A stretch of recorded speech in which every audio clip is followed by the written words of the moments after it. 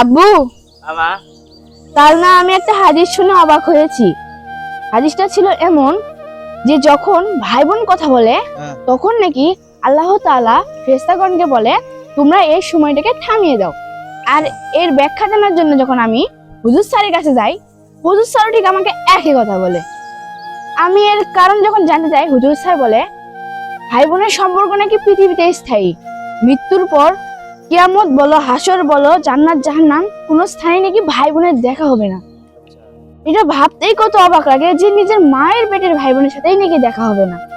মৃত্যুর পরে নিজের বাবা মা, স্বামী স্ত্রীর মধ্যে, নিজের সন্তানের ভেতর দেখা হওয়ার চান্স আছে, কিন্তু নিজের ভাই বোনের ভেতরে দেখার চান্স নাই।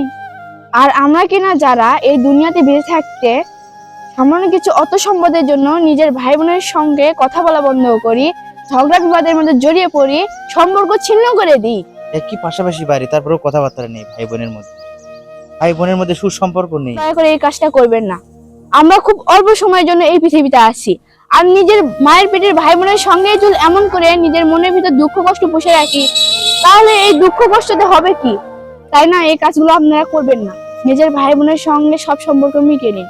জীবনে যতটুকু সময় বেঁচে থাকবো নিজের মায়ের পেটের ভাই বোনের সঙ্গে সুসম্পর্ক গড়ে তুলে বেঁচে থাকবো।